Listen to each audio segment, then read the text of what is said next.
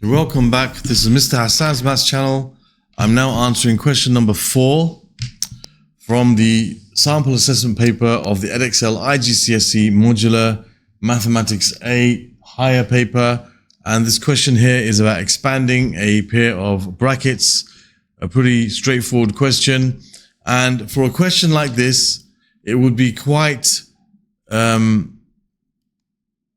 acceptable for you to just write the answer down. If you look at the mark scheme, it says the correct answer can score just full marks without showing any steps. The reason being is because it's the type of question where you can actually expand using a pattern.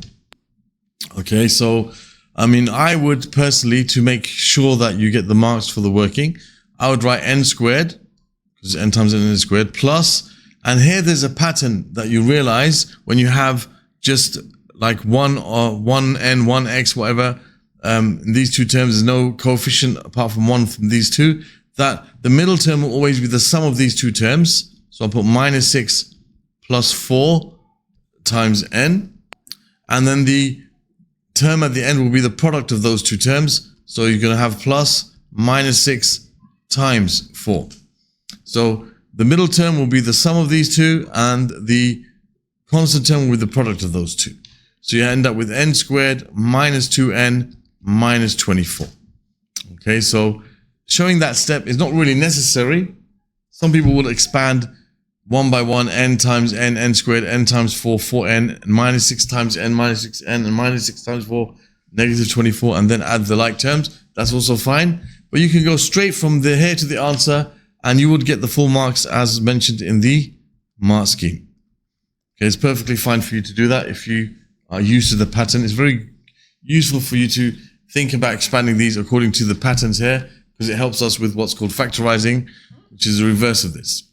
That's 4a. Now 4b, it says here, let me just get the question. Solve this equation.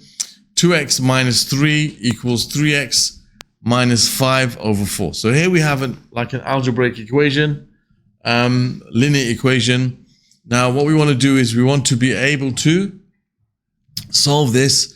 Right now, this 3x minus 5, it's like a bracket, and you know it's divided by 4.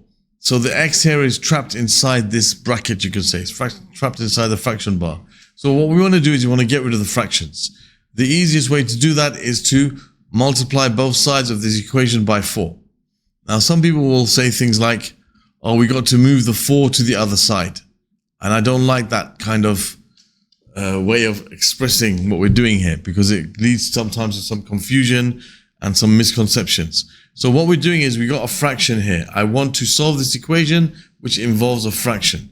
In order to do so, I need to get rid of that fraction. So I want to multiply both sides by the LCM of the denominators, which is 4. So I multiply both sides by 4. So this side becomes 8x minus 12, and this side becomes 3x minus 5.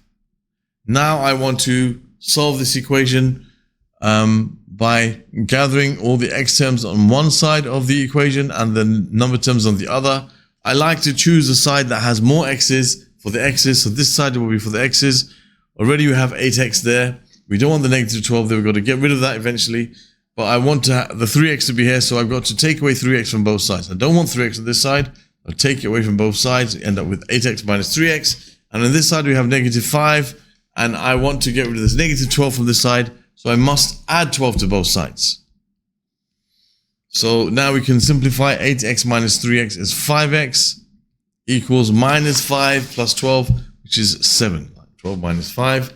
So x is equal to 7 over 5. Okay, so that's algebraic fractions for you. And that's the answer to this question, 7 over 5. Okay, so there we have the answer to question number 4, parts A and B.